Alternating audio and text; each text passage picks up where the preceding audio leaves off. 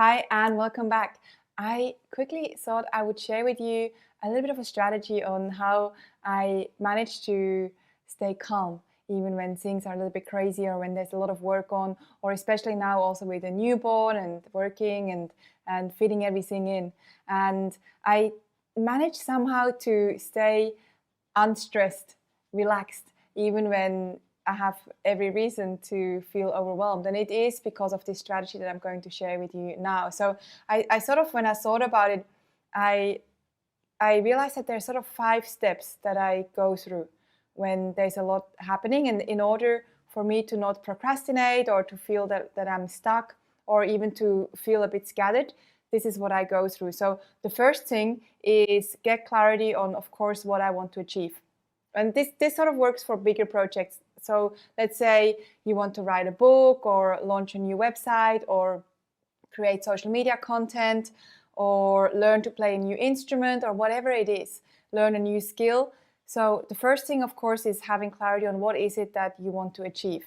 The second thing then, rather than only seeing that big thing, let's say you want to write a book and you see that and you're like, oh my God, I have no idea how am I going to fit that into my life already with maybe kids and work and business and different things you've already got going.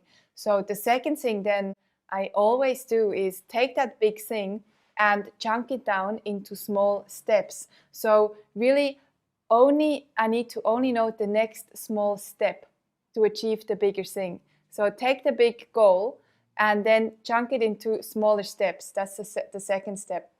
And the third thing then is set targets.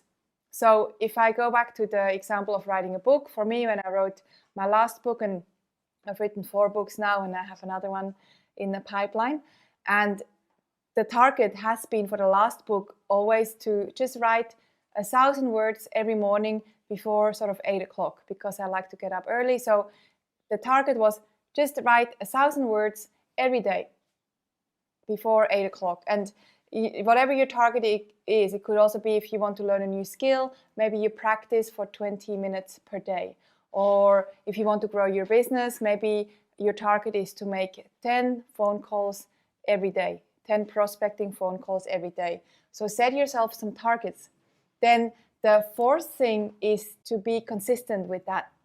That's why these targets that I've given you as examples are things that you almost do daily as a consistent ritual. So set targets and try and stick with your targets. So be consistent.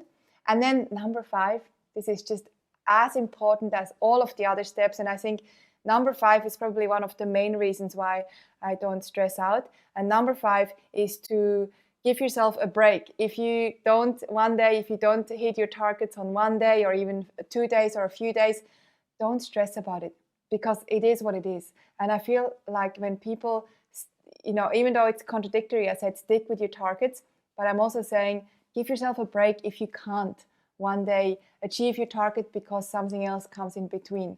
And it's sort of, the 80-20 rule. 80% of the time you get it right. 20% of the time you just can't do it, and that's fine. And I think that is where the stress comes from, where people often think I should do that and I should do that, but I couldn't do it and now I'm stressing out about it. It won't change whether you have done it or not. So give yourself a break.